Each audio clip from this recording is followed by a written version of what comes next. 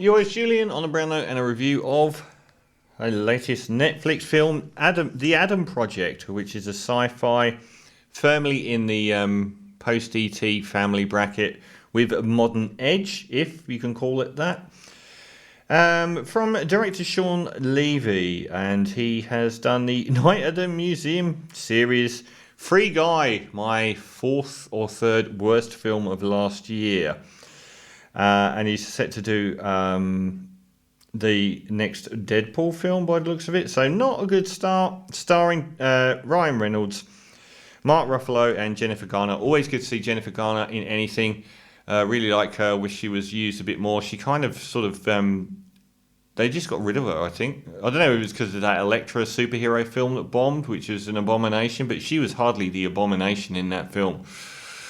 But she just seemed to disappear a lot. Anyway, so this one is a time travel thingy where Ryan Reynolds' character is shown at the start leaping back in time in a spaceship to the modern day, where he goes to a house where the character Walker Scobell is his younger self, and they interact, and it seems Ryan Reynolds there to stop the time travel thing happening.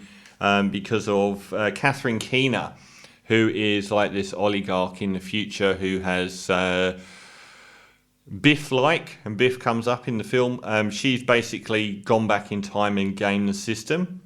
You know, like Biff in Back to the Future 2, gets the starts gambling, sends the book back to his old self in the 1950s to place bets on all the sporting events and becomes a billionaire that controls the world. She does similar with in a time travel way. Basically, she's partners with the Mark Ruffalo guy that invents time travel, but she basically takes control of the world by going back in time and preempting everything in her own vein. And Ryan Reynolds has lost his wife, played by Zoe Saldana. She has disappeared, and he's searching for her in the present day. He doesn't believe that she died, which is what everyone told him. He believes that she's gone back to the present day. I think that's his first motivation, actually, and he sort of comes around to the idea of stopping this time travel happening at all. It's a really slight premise. It is so slight, and it's just made up of other films, and there are lots and lots of other films that you continually see being referenced here. The charm of Ryan Reynolds is at its most deadbeat here. I actually found the Red Notice film that got trashed. I thought it was a lot more sparky. He's fine. Real standout here is Walker Scobell as a kid. He wipes the floor with everyone. He's great.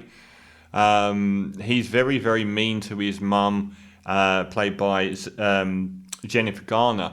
And I suppose the one high point of this film is the fact that the human relations between the father, Mark Ruffalo, and his two sons, but the same son in different ages, in Walker Scobell and Ryan Reynolds, and the relationship between Walker Scobell being really mean to his mum because he's lost his dad.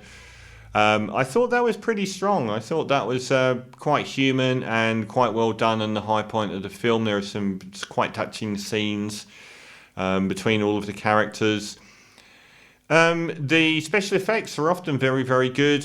Some really colourful, beautiful special effects in this film. Obviously spent a lot of money on it, but there are a lot of downsides. The whole plot is so slight and doesn't always make sense. We've seen this thing about people going back into the past to stop an event happening that's going to ruin the world in the future. There is zero imagination added to that whole premise. None of the characters are particularly affecting or original either. They're not very well developed. I didn't mind the main crew of Reynolds, Scobell, Ruffalo and Garner, and even Keener and Saldana. I didn't mind them, but I wouldn't say that any of them were memorable characters at all.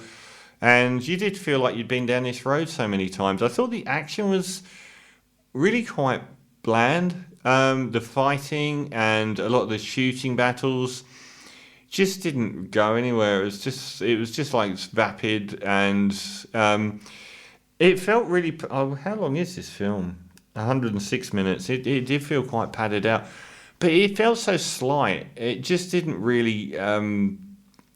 It offered nothing. It tried to be a sort of post-ET family friendly film, but it didn't have any magic at all. There was no point where, other than the odd scenario where the sort of families engage with each other and on an emotional level, which was occasionally affecting, nothing at all stuck with you. It was so bland. It was so written by numbers. It's like it's like a group of nerdy filmmaking guys recalled the sci-fi films of the last 30 years and took the bits from them that they wanted to make into a film. It is a very non-eventful film. So I'm going to have to give The Adam Project, which is just barely worth a once through, even more forgettable than Fresh, even more quickly. I'm going to give The Adam Project a 5.5 out of 10, which ain't great. This is from